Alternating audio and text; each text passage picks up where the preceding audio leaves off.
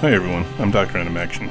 I've been working on putting together the promised Tokusatsu in America video, but I've got to be honest, it's been a pretty brutal process. I want to be as thorough and accurate as I can with it, which means that there's a ton of research to do. I've made a lot of progress, but I've still got a ways to go. So that video is just going to happen when it happens, and I'll put up a new poll for a different alternating video for next week. That being the case, I still wanted to put something out this week, so I'm launching my newest series with Doc's Top 5s. These are going to be some shorter videos that are purely based on my own tastes and preferences, just opinions with no research. I'll be randomly picking topics and throwing together videos in this format whenever the whim strikes, but there'll be a good opportunity to take a break from some of the heavier lifting when I need one. For this first video, I thought I'd go ahead and cover a topic I've never really talked about on this channel and give you all my top 5 classic Disney movies, which I'm defining as anything released last millennium. I'm pretty confident it'll look a lot different than most of yours, but share your own list in the comments and we can talk about it. Right out of the gate may be an odd choice for a lot of you, but it's Robin Hood from 1973.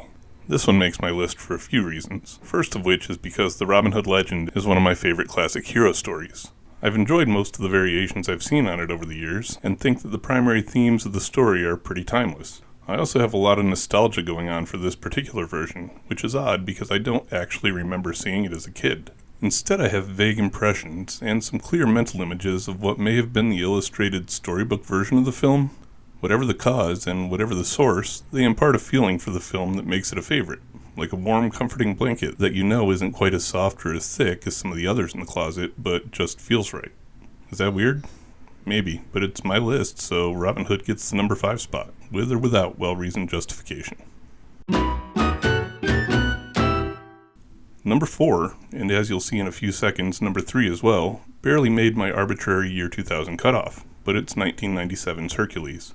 I'm a sucker for a good story about growing into something great from humble beginnings, and also have a healthy interest in mythology, so this take on the tale of the classic Greek hero really resonates with me. I don't even mind the liberties that Disney took with the source material, making him a true son of Zeus and Hera rather than Zeus's half-human illegitimate child.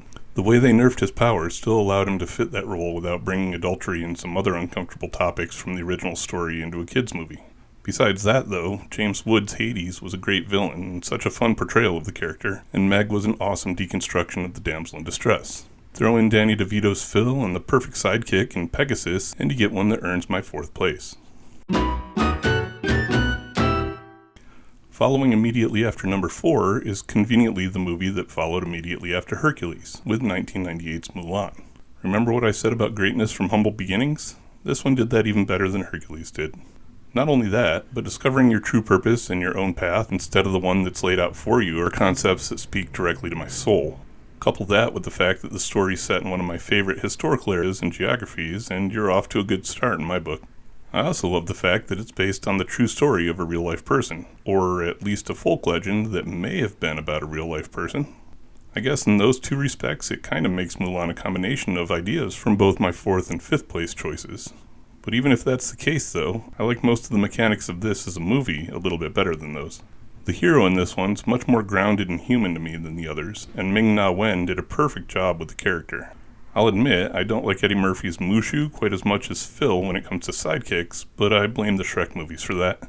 Besides, what he lacks is more than made up for by Cricket and their relationship. Even the horse is a great character. It's also packed with other great actors like B.D. Wong, George Takei, and Pat Morita, and has some of my personal favorite songs in any Disney movie, so it gets my 3rd place. My number 2 pick may not surprise a lot of you who've seen some of my previous videos, except maybe by it not being number 1, but it's Tron from 1982. I don't remember how old I was when I first saw this one, but it was probably somewhere around 6 or 7, and I think I was at a friend's house. What I do remember is how amazing I thought it looked, and how immediately and completely the world inside the computer hooked me.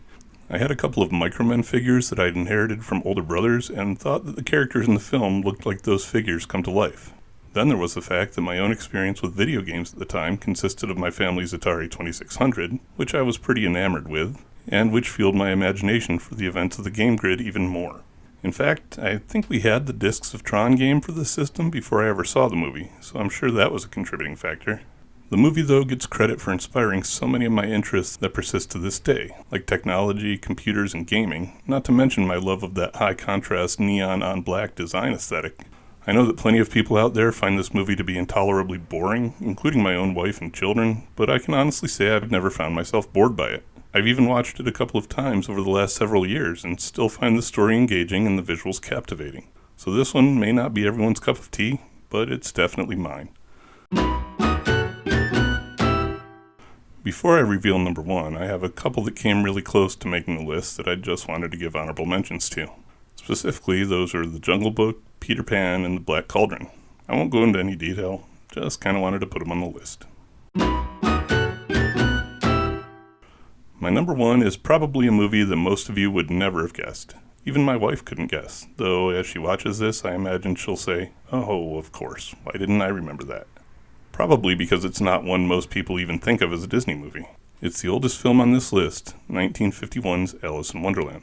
One of my absolute favorite story devices is that balance of familiarity with strangeness. I absolutely love when something has that sense of being ever so slightly off. Something about that sort of environmental uncanny valley and those little twitches of recognition that come with it really appeal to me, and I feel that from Alice in Wonderland.